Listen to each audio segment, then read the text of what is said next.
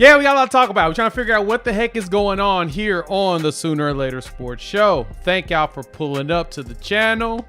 I'm Jay. Thanks for pulling up here on the YouTube channel and listening wherever podcasts are downloaded and listened to while you're here. Please wipe your feet, like, subscribe, rate, review, give us 5 stars. You don't think we deserve it? Go ahead and just give us 5 anyway and gift it. So on today's episode, we've got a lot of stuff to talk about. We're going to dive into a few things like a big recruiting weekend, as well as talk about what the heck is going on with the DC. We'll also dive into can Oklahoma get better next season, as well as a little bit of love that our guy John Mateer is starting to get from the media. We'll break down what that means and get into all of that. So what's good, everybody? Hit that like, subscribe. Thanks for pulling up. Coop will be here in a bit. But yeah, thank y'all for pulling up per the norm. It's been a fun few days. I know that y'all have seen probably 30 different videos or articles or whatnot about the Jim Knowles situation. We'll talk about that once Coop is able to jump on. But thank y'all pulling up. Shout out to our partners over at BetUS. They're hooking up the gamer. 150% bonus on the first deposit of $2,000 by using promo code YouTube150. This weekend's going to be fun. A lot of recruits are supposed to be in if you've been keeping up with all of the top folks. And it appears that we'll have some more folks coming into town. And I just saw a tweet. Somebody else is going to be here this weekend. Sounds like some big name folks are going to be in the area. Anyway, how are y'all doing this evening? I know y'all are I see y'all in the chat getting pretty live in here. It appears that there's a lot of conversations around this. Let's put it this way. Jim Knowles piece, of course, has been the biggest conversation out there. I've heard very much mixed reports. And honestly, I don't know. It's going to be honest. At this point, I'm waiting to see what else come down the line. But the one thing I do know is it appears that as everyone has put things out there, that Oklahoma is legitimately going after Knowles. And I've been seeing more reports come out now that others are also pushing for Knowles. And it sounds like, I'm wondering if Penn State's even fighting. Ohio State's fighting to keep him. It sounds like Penn State's a part of it. But like everybody's a part of it. And so I'm kind of curious to see what that actually means. We'll probably find out in the next 24 to 48 hours. It doesn't feel like it's a situation where you're not going to hear that you're going to hear something. It's not something that's going to be lingering for a very long time, mainly because this weekend is the recruiting weekend. And so because that weekend is going down, you kind of need to know something. It's not a situation where you can go without. So, all right. The man is in. Coop, how's it going, man? Yo, doing good. Very, very, very exciting week. We are on I guess month 2 of waiting for something. Yeah. All we want to do is we want to answer. Just like everybody else, we would like to get an answer. And yeah, we saw the little gaffe that happened from one of the insider groups. That has become a really big article. I think Awful Announcing picked it up. Yeah. That's not good. Yeah, and again, it's I guess escalated a little bit more by the fact that like I said, I think we've been all waiting for so long, and so now there's frustration starting to brew. And what's funny is if you guys are watching this right now, or if you're watching, tomorrow or something like that, you're like not everybody in our fan base is as tuned in as like you guys are.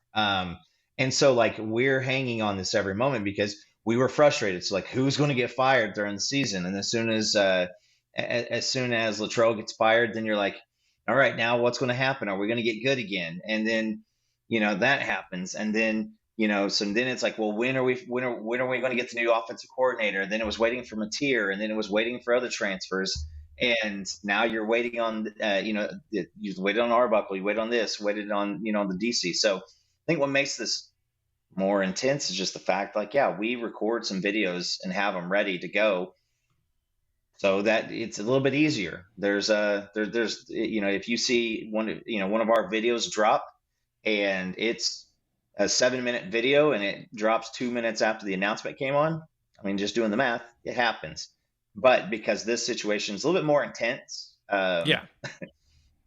that's it. And again, I know that crew was pretty upset, and they appreciate your patience. Yeah, it sucks. It's pretty bad. Coop, check your mic real quick. It sounds like you're maybe on your computer mic. It may not be on that mic. Yeah, check your Okay. settings real quick. Is Somebody that pointed that out. But yeah, to be honest, I mean, I know people are freaking out. Of course, our resident doomer and freak out person, Sooner Cowboys, in here. It proves a point to him, I guess. I don't know why that proves a point, because it doesn't. I mean, you've got one of the best defensive minds in the country as your head coach. It just means that he needs to go ahead and just be the defensive coordinator. Kind of like, Sarkisian's the offensive coordinator for Texas. I don't think it proves that. I think them going after him tells me more. Like, it's like, hey, they're actually going out on a limb on something big. But I don't think it means anything else besides that Oklahoma's swinging for the fences. I don't mind it. It's just, it happens to happens to the best of us. The good thing is that, like I said, they made an attempt, but BV is a fantastic defensive coordinator, and we've seen the defenses improve, each season. So that's the most important thing, which is the hardest thing to do in college football, if you've noticed, is getting a defense to be to really improve like that. So it's gotten better. The players are figuring it out. They're putting in the work needed. But adding someone like Jim Knowles would be huge, just because you add an additional defensive mind who's really good at their job. And Knowles was obviously the architect of the full defense at Ohio State, because Ryan Day's an offensive mind. And he even gave up the offense to Chip Kelly. So you saw a completely, different setup, on that. So that's, to me, a huge deal that Ryan Day was able to confidently hand that off to two different coaches and let them do their things. Good thing for him. Chip Kelly's also was a former head coach. So, but how big of a deal would it be to grab Jim Knowles, Coop? Especially since, he coached at Oklahoma State. Everybody's already tweeted out all the Oklahoma ties he has, but he coached here for a few years. How do you feel about if that does go down? I think that there's two things, Jay. There you go. Jim Knowles means to Oklahoma is, number one, is an optics piece.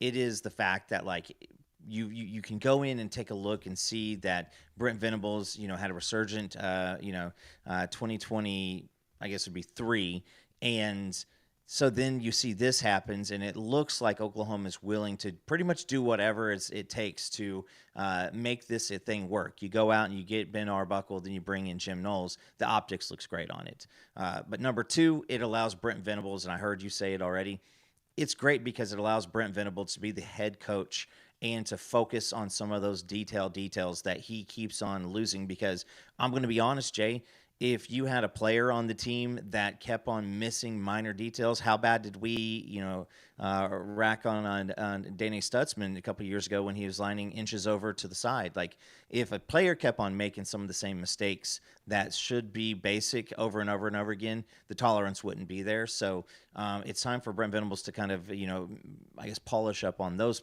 pieces, and being able to turn the defense over to Jim Knowles, that makes it great. Right. And I'm not sure how to pronounce that name, but concerned about the offense. Why? we just hired our offensive coordinator and he brought his quarterback with him.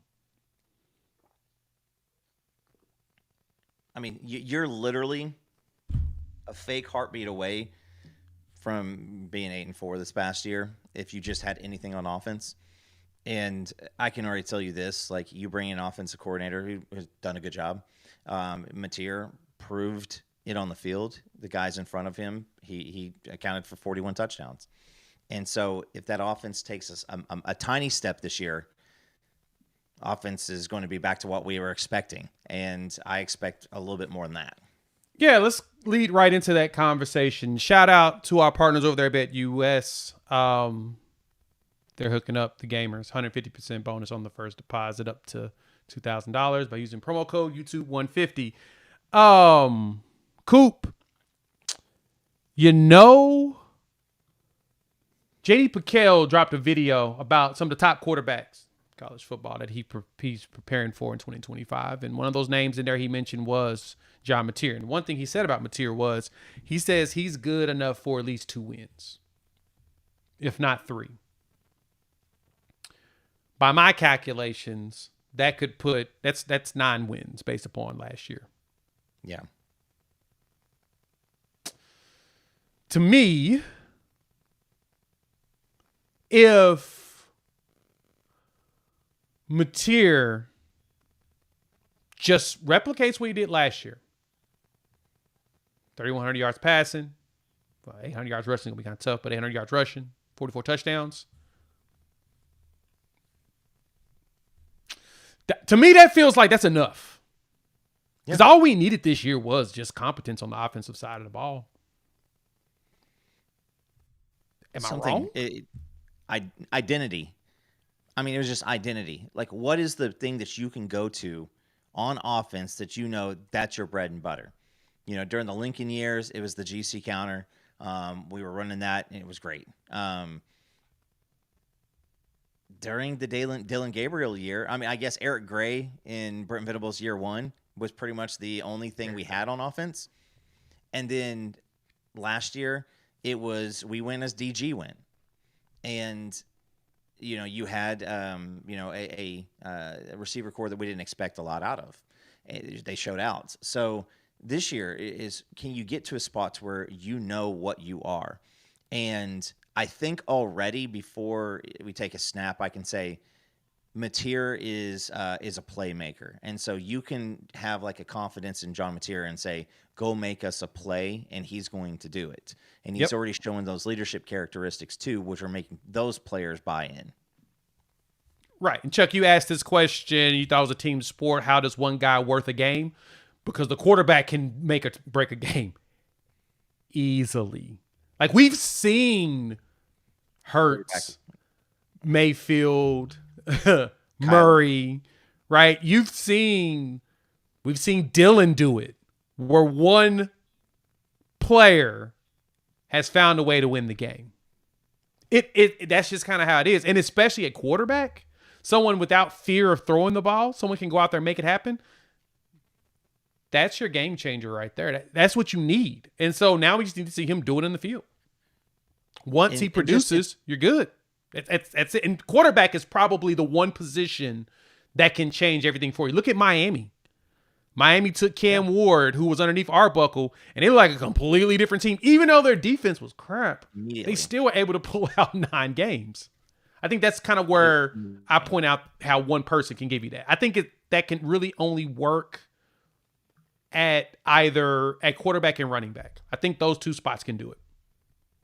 Well, I mean, Jeremiah Smith entered the chat. I think that guys like that can really make a difference because, I mean, that's pretty cool. And yeah. Shout out Tanya Shipman. Thank you for the $4.99. Thank you as always. That. We appreciate it. But yeah, we've seen Mateer do it. And my argument for but he did it versus crap competition. My argument for that is Jackson Arnold didn't do it versus crap competition. And you can't give Temple's 50-plus points to him because, remember, we were 0 for 12 in his tenure at in third down conversions. The defense got 6 turnovers, if my memory serves me correctly. A lot of them right there, and wasn't one of them a pick 6 or a pick pop 6, courtesy of Kendall Dolby. And so You know, Houston, we got extremely lucky on the punt. Extremely lucky on the punt and held on for dear life. Tulane, it was 27 points on offense. Is that where we're at now for, judging competency? It feels like. He didn't do a lot of stuff, and again, even just think about it. Like, did you really feel like even playing against Maine this year that it was like, were we as dominating as we really should look? So, you saw John Mateer do that against all of his competition. So right there, that immediately tells you that that's a step up, and he's going to have a little bit better car to be driving around in here. Yeah. Literally and figuratively.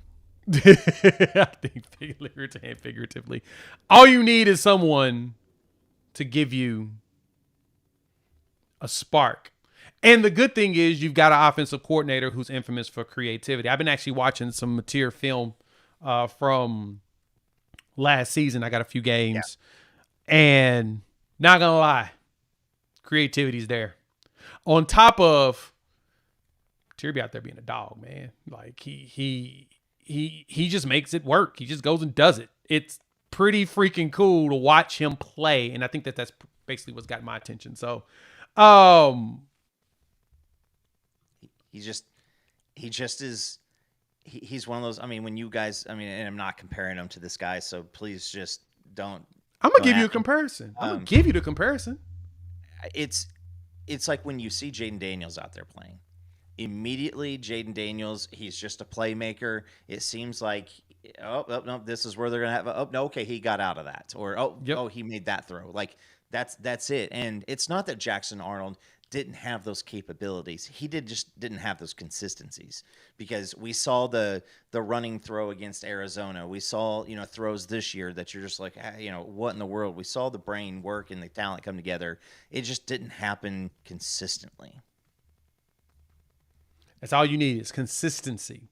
And you need someone that's going to put together, like I said, just a competent offense and design creativity to help with going against these really good defensive coordinators. That's the thing about the SEC. It's defensive coordinators usually are really, really good. So, but we'll wait and see. This weekend is the junior day. And to me, you want something out there. You want something to be known about, if you're going to bring in another coordinator or not. But to me, my comparison from Mateer was 100% Jalen Hurts. Similar play style. I think he has better touch on his passes than Hurts. Yeah. I saw him drop some passes on the back shoulder. I'm gonna go through the all 22 tape and I'll draw some stuff up. But he just goes out there and balls. And so JD PicKell talked about he's one of the he gives them 2 points, maybe 3, 2 game, maybe 3 for potential for Oklahoma. So that's a big deal. And we've been hearing in winter workouts, I know y'all have seen them on social media, I saw a few posts about it, that it sounds like Mateer's already taking control of the offense and the players. Like everyone's like literally lining up behind a dude saying, okay, you the man. You are the man. Definitely so. Because he's a strong runner and he works his butt off. And I think one of the announcers in one of the clips I saw from one of the games said he squats 600 pounds. 600 reminds pounds. Me of Hurts by a lot. And yeah, same type of thing. Absolutely. And whereas I say Lincoln schemed up an offense that Jalen Hurts could be highlighted in. And that's another thing that I don't think the whole conversation with Jackson Arnold not fitting into the scheme that Seth Luttrell wanted to run was the most bass-ackwards thing I've ever heard in my life, because you're supposed to scheme to your quarterback. That's what the great offensive coordinators do. They go and they scheme to the quarterback. And Lincoln did that for Jalen. Jalen wasn't a great passer. I still to this day, after I think it was it the LSU game? Yeah, after the LSU game and after the Army, or not the Army game, there was another game. I was just like, here's the thing. I don't think Jalen Hurts. I think that someone will draft him in the 6th or 7th round because he's just one of those core team guys. But in my head, I was like, he's going to be taking the Eric Crouch route. He is going to go. He's going to sit around for a while, and nothing's going to happen. I was wrong. I was wrong. People loved his work ethic. He was strong as hell. And what they've done with him in Philadelphia has been terrific. So if you have a situation where Arbuckle can do something like that for Mateer here with, like I said, upgraded offensive weapons, I mean, that's just kind of it excites me. And again, right now, I think that's why this Arbuckle news was big. I think that's why the Jim Knowles, win would be big, is because it's a win in all this waiting, and it gives us that ability to go and move into the next season. And I promise you, we're going to be talking people off of a ledge on why we're going to go undefeated and stuff at some point in the next several months. Like, people are going to take that turn to, hey, we're going to be really freaking good. Yeah. I just need some competence. But I think that Mateer can really give you that. At least that's what it feels like. Hey Jay, there's a special person watching tonight. One of the guys I work with, Rob Peregrini. Rob, my man, he said he wants us to get the Penn State defensive coordinator, but he gone. So Rob's Penn State's coordinator's gone. Yeah, was it Tom Allen? Tom Allen's in Clemson. Yeah, and so Rob, thanks for tuning in, brother. Appreciate it. Hey, Rob's over on the East Coast, so he's up late. Oh man, it is late, isn't it? I'm starting to wake up too. So shout out to BetUS. Appreciate them hooking us up. 150% bonus on the first deposit, 2,000. 125% bonus on the second and third by using the promo code YouTube150. No flight trackers, Bagman. We were waiting to see if that actually populates. We're gonna wait and see if somebody gives us something like that. But I'm still very excited about what we have to offer with John Mateer. All right, this weekend, we've got a nice weekend. Shout out to my guy PG. He's been reaching out to players like crazy. So I'm here in the court looking at it. I know one name, though, that should get everybody excited. I wanted to point out is our guy, Caden Jones. He dropped his top 5 recently. Which is, as an Oklahoma legacy, as we can call it. Let me get this pulled up real quick so y'all can see what I am talking about. Here it is. And I don't understand why I don't see my guy Coop in here. Let me switch that. There he is. There he is, Mr. America. The only time that those things come back to back, Mr. America and my face. And your name? I mean, you deserve it. You're just that awesome. But no, as you can see, Caden Green he will be visiting this weekend, and he also dropped his top 5. How do you feel about young Batman, Coop? The top 5. I don't know if it is going to. I mean, is it a top 5? You see up in Kansas. I mean, shout out again. I mean, just look at the names up there. What Vanderbilt and Kansas have been able to do the past couple of years. Just entering their names into relevancy. Kansas was one of the toughest teams in the Big 12 towards the end of the year, and I don't know what happened early in the year, but they were spoiling some folks' conference championship appearances. But then you got Louisville and Tennessee. So I mean.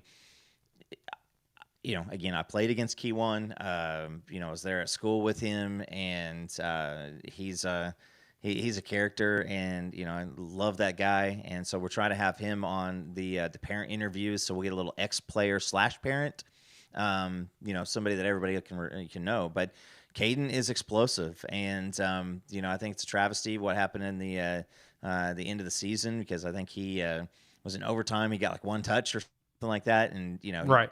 He's a guy you feed the rock to, and so, but this is a guy that if OU wants, OU needs to get, and this is not somebody you can let go to Tennessee, because do you remember a little fellow named Josh Jacobs who the regime didn't take, and he put a chip on his shoulder, and he went and put himself as one of the best running backs in the NFL. So. I want to see us land Caden because I think he'd be a good compliment and a great piece to go along with Jaden O'Neal. Yeah, and I totally agree. Yes, this is Kewan Jones, Caden Jones. This is Kewan Jones's son, so former Sooner, Kewan Jones. Yeah. That's a pretty big one. Yeah, and Kiwan, Kiwan was the battering mate there with Quentin, and Caden is a lot more athletic, a lot more explosive, and that's to say something because Kiwan just. When I first saw Samaje Perine, that's who I thought of was Kewan Jones, and Samaje, a little bit more of the upgrade there, but that's who Kewan was, and so Caden a little bit more explosive. So this is one that again, you want to build that wall around the state of Oklahoma for the top players, and so you can't let them out. You got to keep him. He's one that is a must-have. Another player that is pulling up from the great state of Ohio. Sincere Johnson. I'm intrigued by Sincere. Linebacker, 4-star, edge / linebacker. Like, I'm truly not sure what he is, what he'll end up being. Let's put it that way. But I've heard nothing but good things. I was talking to our resident Ohio expert because, we got 4 dudes from Ohio here. Yeah, we do. Which is even more hilarious to me. We got 4 dudes from Ohio here. And I was talking to one of them might be listening today right now. Yeah, I was talking to Reggie Powers' dad about him. And yeah, word is he's going to be a beast. That's what it sounds like. 6'3", 235, legitimate out of Cleveland, Ohio. This is one of those that hopefully we could steal him out of the backyard of, Ohio State. But he's good. Real good. When I saw that, Coop, I got pretty excited. I'm like, look, that's a linebacker edge we need to get our hands on for real. We got to find a way to win this one.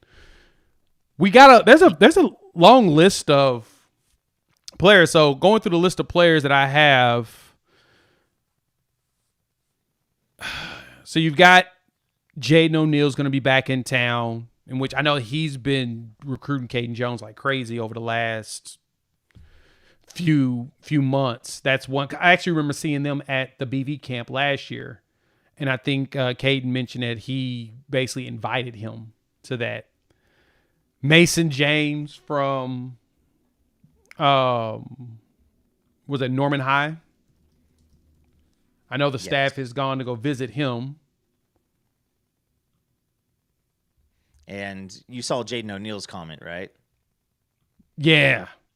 He's making him a priority, and that's big because he's probably the next man up as far as like the leader for this recruiting class. This is a chance. 26 could be a chance for a really really good recruiting class because you got the top end quarterback, and so and anybody that you can get.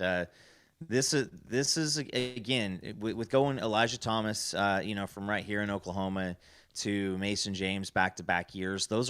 That's kind of like putting years together where you're getting Sterling Shepard and Mark Clayton. That's that type of haul in back-to-back years because I think both those guys are going to be absolute studs.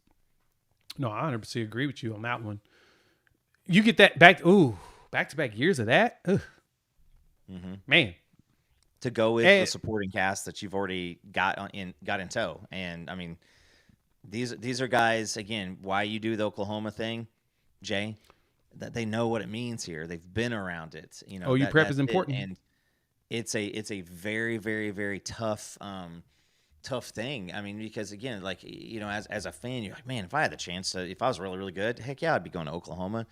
Well, they also see the downside of it. They also see us, boo quarterbacks and, yell at wide receivers and tight ends and stuff like that too. So it's like, it's not a guarantee that these guys just, decide to come here. And, but they see this offense this year, and I think that clears up a lot.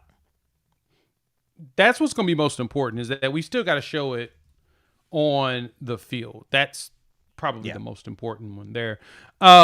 T, you're asking how tall is Mason? Mason is 6'1", 160 is what he's listed here on the On3 site. Let me pull it up so y'all can kind of see what I'm talking about. If I can get this bad boy to work. This tab instead. Let me zoom in so y'all can see him. Which is, like the top wide receivers here this year. You did Corian Moore, 5'11", 186. A little bit of a shorter wide receiver. Khalil Lockett, he's going to Texas. 6'1" and a half, so right in that same range. 6'2", 6'2" and a half. Dallas Wilson going to Florida, and then Cunningham, 6'2". So I mean, like some of the top receivers are right in that 6'1", 6'1" and a half range. 6'2" range. Right now because. These wide receivers, some of these guys, like, you don't always realize how tall they are, how big they are. You just see how dominant their play is. And, we saw Hollywood Brown dominate. We saw D.D. Westbrook dominate. Ryan Broyles dominate. So, I mean, this is one where, this might be the next big one. And that's, saying a lot because E.T. is right, on campus right now. Right, and Mason James is for On3 in their composite, their industry rank from everybody. They have him as number 1 in the state. 247 has him as 4th in the state, behind all of the big boys. KD, so Caden Jones is number 2 behind Taj Overton, which I believe Overton is going to be visiting as well. Now that's one defensive lineman I really want, Taj Overton.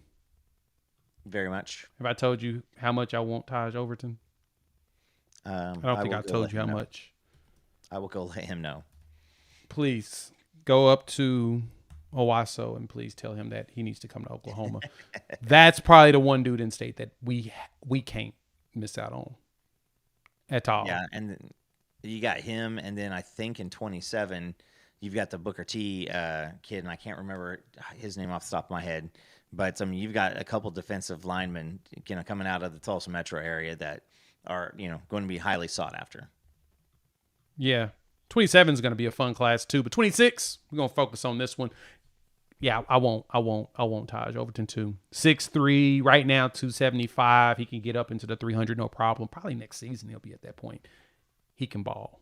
I like Taj. I've watched him in Owasso. He can ball. He's one of the many that we desperately need to get our hands on. And I expect, Bates to be out there and be busy. Yeah. It's going to be a big weekend. There'll be a lot of names out there. I've been seeing the offers go out like crazy. And so the expectation is the visits are going to be plentiful. So we'll be waiting for the pictures. I got to get with PG. Probably try to get him on this weekend to talk about who we talked to or whatnot. I'm got to figure out who can we probably expect over the next couple of months.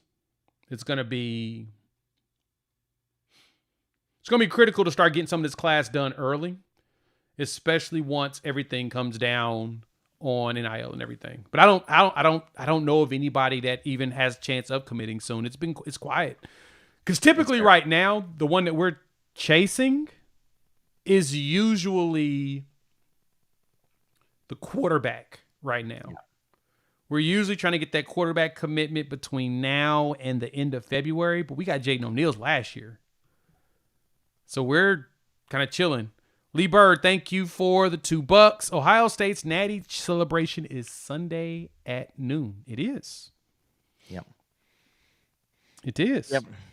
And so if you're just now tuning in, things feel positive. Things feel pretty good. I know that there's a lot of Penn State smoke, kind of swirling around right now.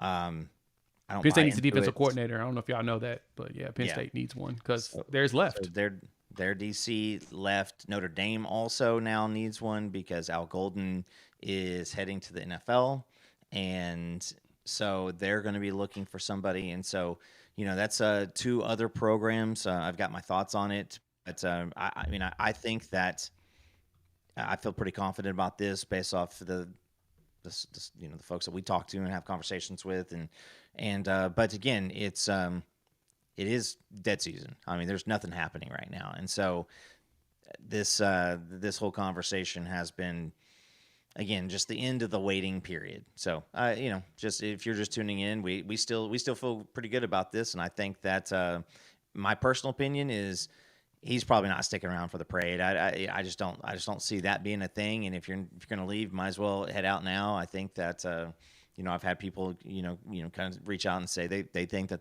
it's done as of tonight, and we should hear something tomorrow. So we just sit and wait, because until it's news, it's potential news.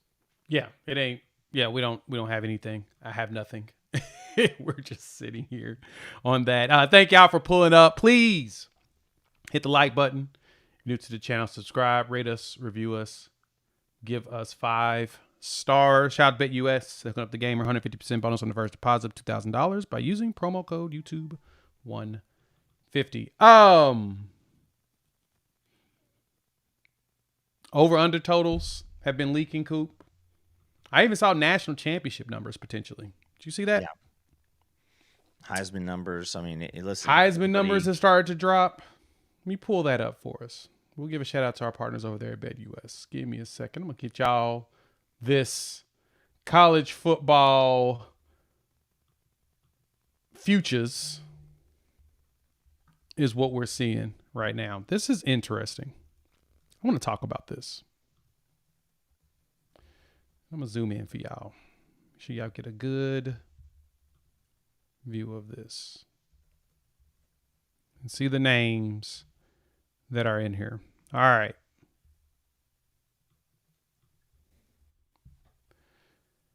BetUS can hook you up on the site, but check this out though.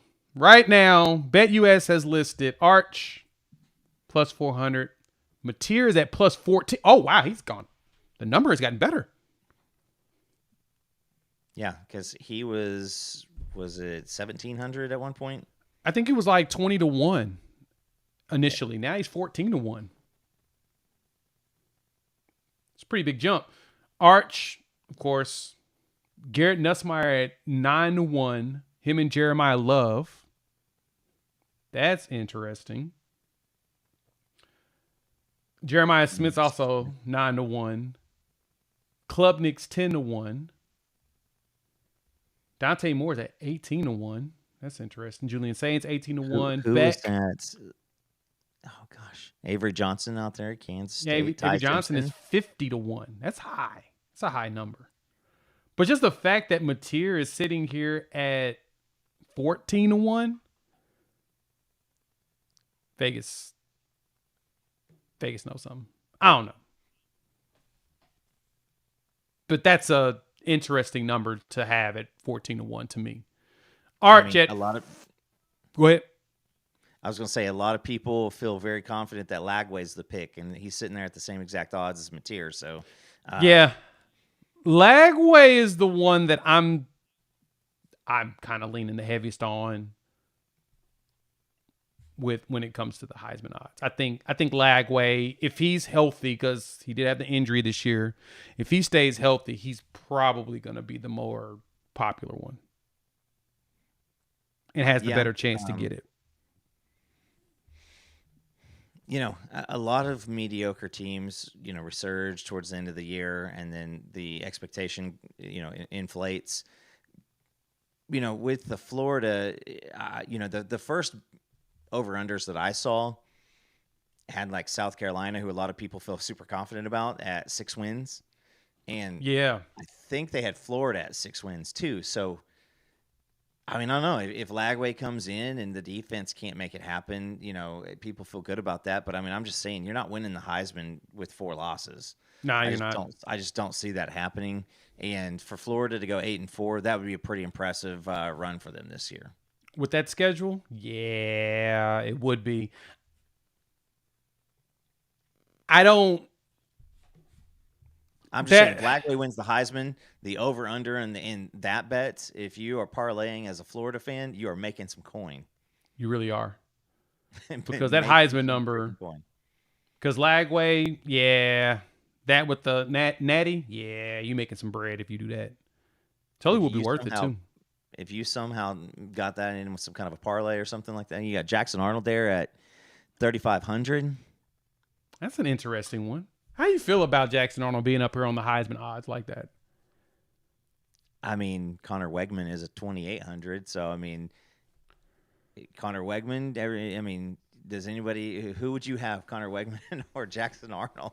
Like, is that, I mean, that's like, I'm not going to smear their names like that, but I mean, that's just, I don't feel like that's either of those choices are very good. And so, I mean, Lenora Sellers is he at 1,400 right there too? I mean, Jackson Arnold at that high, that just basically says like, hey, we're putting his name on here because he was a high expectation quarterback at a decently sized program. If he comes in there and fixes stuff, he's going to have the conversation. Is it likely? Probably not. Yeah, his odds being at 35 is interesting. He's tied with Gunnar Stockton and Marcel Reed and Jalen Daniels. Stockton. Who wants to put $3,500 on Gunnar Stockton winning the Heisman next year? I couldn't do that. I couldn't even put it on Thomas Castellanos, even though him at Florida State probably is going to be pretty good because he'll throw the ball. We'll see. Whatever happened there this year, I mean... Oh, that was bad.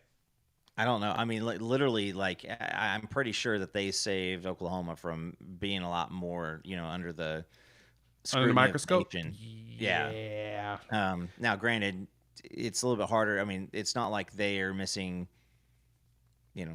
12 offensive players, 12 offensive starters or whatever, and so I mean, they had a healthy team. They had a healthy team, and they donked out. They just lost. It was just bad in every way manageable. That's just bad. Dylan Raiola, 2,500. That intrigues me. 25-1 odds. I mean, it's not a terrible bet. I mean, he did look good early in the season. Sophomore season is how do you get better? Get better at those things that you weren't doing very well, and how do you add more, arsenal to your repertoire? Because it's not like they're going to start practicing on the stuff that you did really, really well, and so you got to have some new tricks up your sleeve too. Otherwise, that's why people run into the sophomore slump situation. Mm-hmm. So, Dante Moore down there, 1,800. Sawyer Robertson, is that Carson Beck is 16. Ugh. Wasn't he the leading favorite coming into the year? And he was supposed to be the number one draft pick. Yeah, but now he's just taking the DG route. Caden Salter, I like him at 25. I actually like that number. I think Pat Shermer could do something with him in Colorado. I'm intrigued by that one. Salter's going to have there's going to be a lot of pressure back behind him too, though. Yes, and I think that's what will, if he doesn't crack under pressure, he could end up doing something big. But if you want to jump on that, our partners over there at Bet US, they will hook you up. 150% bonus on the first deposit, $2,000. Using promo code U2150. Let's close this out with this, Coop. Did you watch Oklahoma Breakdown? Yeah. You did. I watched it too. Saw the Curtis Lofton interview. Teddy and Gabe did a good job there. Shout out to them. If y'all not watching them, they're the ones to tune in on Talking Ball. They're fun. They're good. They always in the weeds. Yes, and In the Weeds is fun. Watching some of the film breakdown. Yeah, 100% worth your time.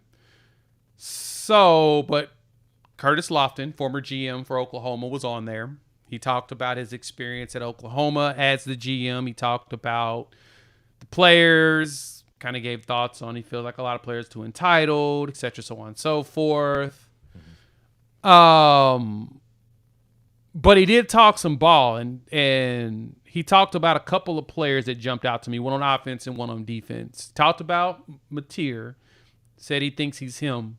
He's special, but he talked about the quarterback behind him. He said that he thinks Michael Hawkins can win a Heisman Trophy. How you feel about that?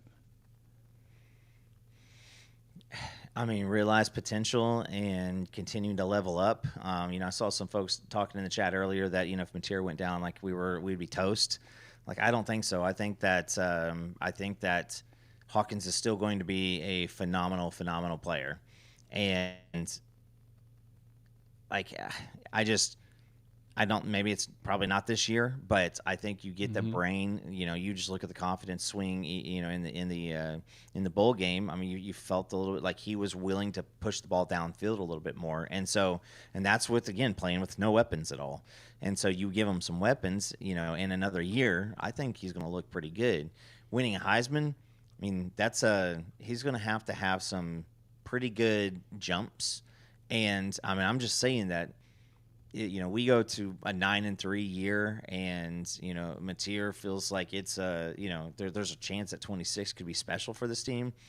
He comes back again. I mean, we're still waiting.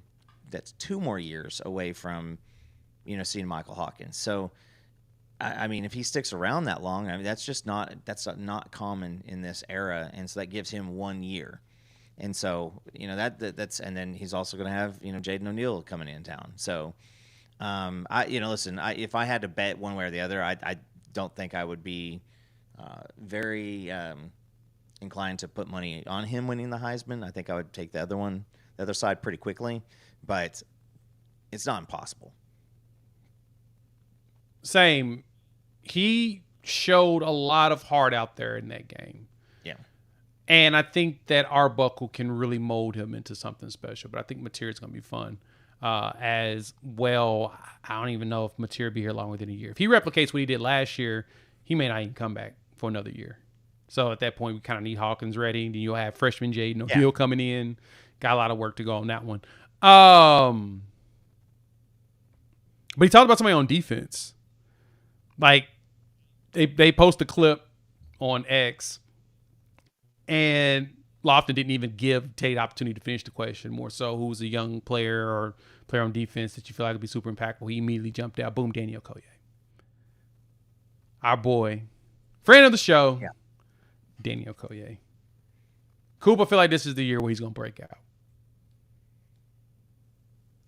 I mean, I'm buying stock.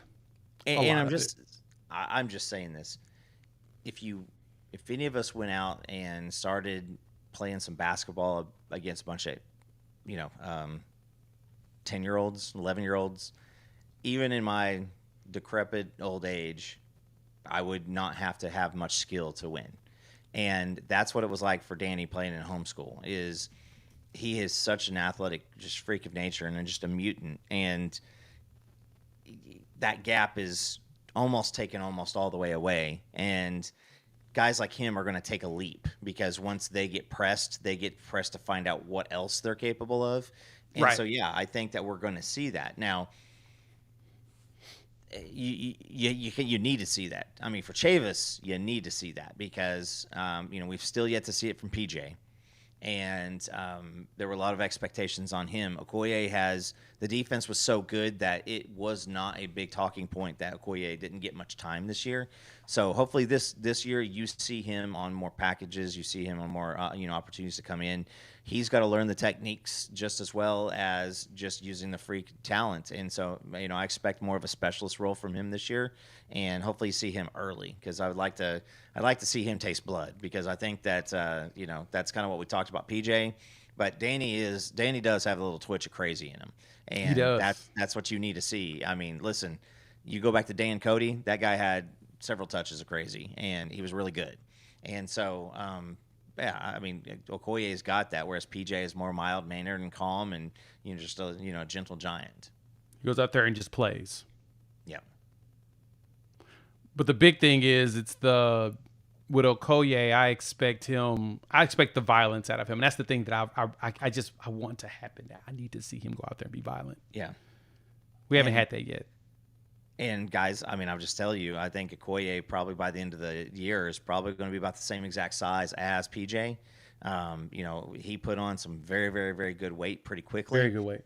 You just heard all the good stuff as far as just like the twitch that he has. So, I mean, I'm excited for him too because we talked about it coming into this year. It's crazy. Like, this is going to be a really, really good defense, and the more athletic and more gifted players are sitting behind them. And so now it's time for some of those guys to start sprinkling in because, they're going to need to be the leaders in 26. So let's see some of these guys get out there and start going crazy. Yep. I need PJ to get healthy. Ankle's been bothering him. He gets healthy. I think he can be impactful enough. But I think Danny's going to be a mutant. So you add him with Marvin Jones, R. Mason Thomas. So PJ, Danny, R. Mason Thomas, and Marvin Jones. This is going to be fun. I'm ready to see this defensive line go out there and really do some stuff. And, so, I said this to somebody, and I want to say it was Parker, but I said, OU could be the absolute, beneficiary of one of the coolest comeback tours ever seen by Marvin Jones Jr. because he was turning it on at the end of the year. The maturity and all that stuff got there. He was a freak. He was a 5-star. He was a guy that was probably head this way till Lincoln left town. And so now you get to come and, potentially end your career with, Todd Bates, Chavis, Venables, Jim Knowles, and that's, you come out and you show out with, the potential that defense has this year. You go from 5-star flop to, is it day 1 or day 2? That's the question. He's the numbers at the combine. He's going to put up the numbers. He's going to put up insane numbers. Regardless, and the beauty is that the defense has continued to show improvements year over year, and that's all that's important. Yeah. So we'll see. It's, and again, we face 6 new starters at quarterback this year, starting week 2 with Michigan. And I don't even know about Appaloosa State week 1 or anything else like that. Like it's the actual teams that we're playing.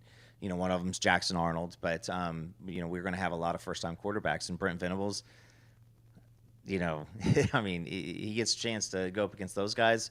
We saw what he did against Nico in year 1 with no support from the offense. That's all you need. Competence on one side of the ball, you can do it. But I am, in my mind today, though, Coop, hearing Lofton talk about Okoye, that just gets me geeked. Yeah, and I think there was a lot of stuff that I liked about what he said.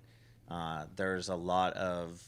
felt like there was a lot of frustration that was kind of coming out, and I bet that he probably is going to have some of that stuff that he wish he wouldn't have said. Like, I do think that it's crazy for a guy like Lofton. He was a guy that it's not like he came from Fort Lauderdale or anything like that. Like, he's a small town guy, and he shows up. He was a hard worker. He was a tough guy. He was just that game linebacker. Even in NFL, you look up and you're like, holy shit, Curtis Lofton is, pardon my French, Curtis Lofton is leading the league in tackles in the NFL, and it was crazy.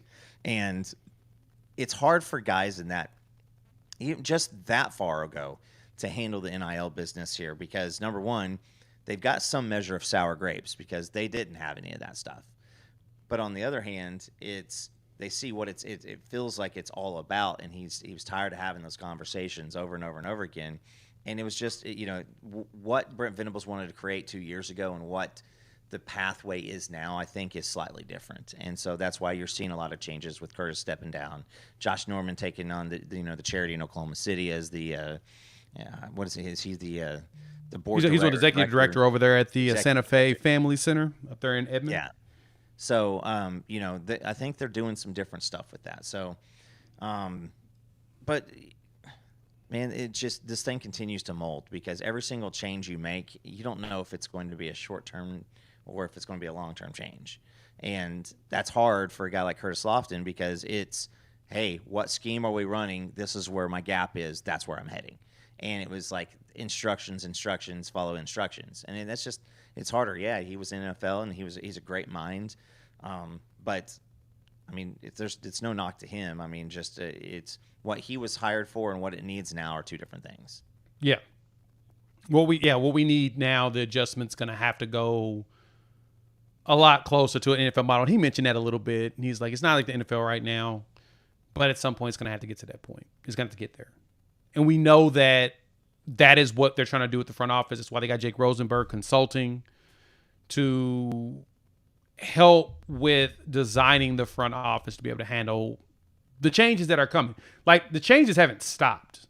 There's going to be more, and that's going to probably happen here over the next couple of weeks. So I say by spring ball, we'll probably have a better idea of what 26 is going to look like. Then we should actually hear from the SEC about the schedule, because I would like to know what the schedule is going to be. That'd be awesome. I think that at this point, the SEC probably has plan A, B, and C, because it like I said, everything's evolving, everything's changing so quickly, and I mean, guys, just think about how long ago we were heading to the SEC and the playoffs were coming, and now we're like year one in the playoffs, and you're already like, well, the next phase of this is going to be what, and this is going to continue to move, and I mean, it's either going to be cool or not cool. Yeah. It's literally all we're doing is chasing the next thing. It's exactly. It's we don't even care about what's happening today. To me, the 12 team was not bad. I think there are adjustments that, and again, I don't think that committee needs to come out and be like, well, that was a failure or that was an extreme success. You know, they can come out and, you know, that what they won't say is, hey, there were some goods, there were some bads. We're having discussions. We want this to be the best thing. We love the sport. We love the concept. We love the opportunity that it grants the athletes, and we just want to make it the best thing that it can be. I'm out. Yep. That's going to be, to me, if there's one change I want to see out of the playoff as we wrap this up, is I want to see all of the rounds be on home field, on campus, until the Final Four. Yeah, you had said that. I think I'd like to see the buys go away. Again, I'm not sure this is going to work. I mean, Roger Goodell keeps adding NFL games. Like, he's already talking about 18 now. And at some point, the student-athlete piece still has to be a factor. These are still kids, right? This is still a big deal. And having six games in the playoffs, that's a tough addition. So what is it going to be? Is it going to be one less non-conference game? Because I would like to see all those teams to come out. Now, the conference championships games, like, do we continue to do that? Because it's not an equal playing field for everybody, because you have a national championship game attendee this year didn't have a conference. So they get to do whatever they want to do, and they don't have to play that game. It's never going to be an option for them. So I think Texas, made it on a better end of the bracket by not winning the SEC championship game. So Ohio State wasn't even in it. Yeah.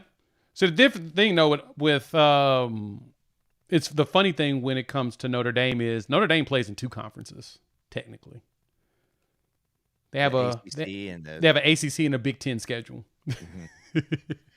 They mainly play SEC to ACC teams, but they actually played two SEC games and then the rivalry game with USC. And then the rest are ACC. So they technically played two conferences. I mean, they made their rounds. They just will never. That part doesn't really super bother me, because they make too much money on their own independence. Like, it makes no sense for them. It's not going to happen. Change. But right. I guess where I'm going with it is, if you take those buys away, you don't have to ever deal with that conversation anymore. You leave it, on campus. And I mean, hell, would it be cool for Benji? You're in here. Like, that was great to have, your first round game in Austin. Like, how would it be to start out with, I don't know, like have, Kansas State come to Norman, you beat them, and then next up you have Clemson come to Norman. Clemson coming to Texas for a playoff game. That was a freaking atmosphere, and that's something that that entire crowd is the first to ever do it, and that was a cool thing. So let's do that. I want to see more home games and maybe less mains or Iowa State or not Iowa State, but Illinois State. I would definitely love to see more home games in the playoffs. They're going to probably expand it to 14, which that's going to piss me off, but whatever. Can't do anything about it. More playoff games doesn't make it better unless they do like a playoffs through the conference.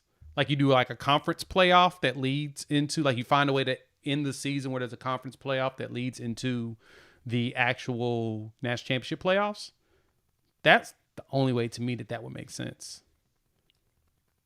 So I don't know. I don't know. I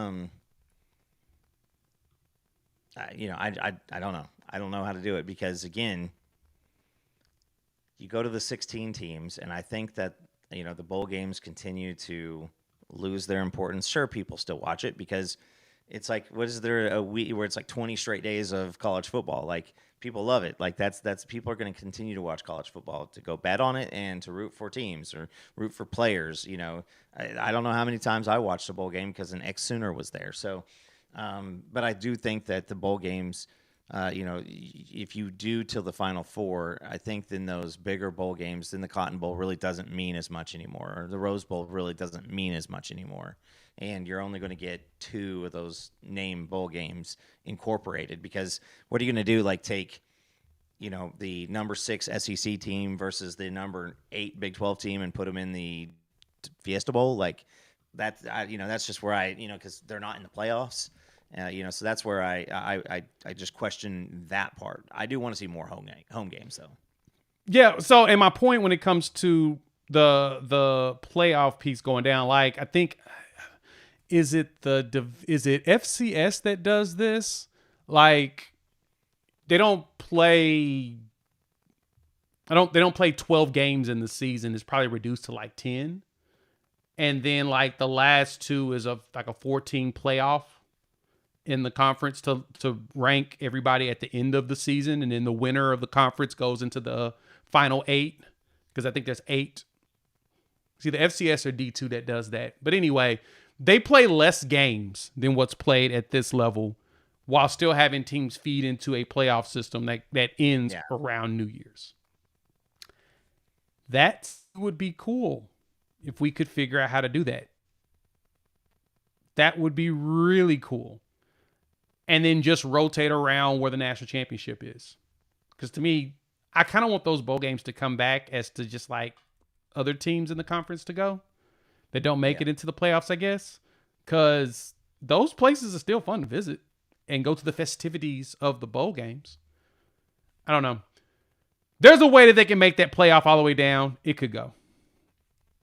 It could work. Or you can do a playoff system for P4 and then G5 separate. One of the two will work. Or you could have 2 super conferences. 2 super conferences will make it even easier. So, I mean, that's just kind of what that's the whole joke. The whole situation is we are year 1 into the playoff and something's already looming. We just don't know when it is and what it is. But it is looming. And, again, we haven't heard any legal ACC talks. So now that college football is wrapped up, we'll probably hear more of that kind of coming in, with ACC and Florida State and Clemson and everybody trying to leave. Like that went pretty quiet for a while, but now in the offseason, usually when it chips up again, Florida State probably should not say much this year because it's not like they held up their own. But, this is NFL and college football are still the top 2 sports. And it gets the most following, and it gets people the most insane. It invokes the most fandom. And so I think that college football is somewhat, and especially for the bigger programs and, stuff, luckily for us, it's always going to find a way to survive Think of Jeff Goldblum in Jurassic Park. You know, life always finds a way. And so, I mean, football always finds a way. And, you know, it doesn't matter. We've made it through so many different things in NFL and college football over the past couple of years. I'm almost to a point where I'm like, it won't matter.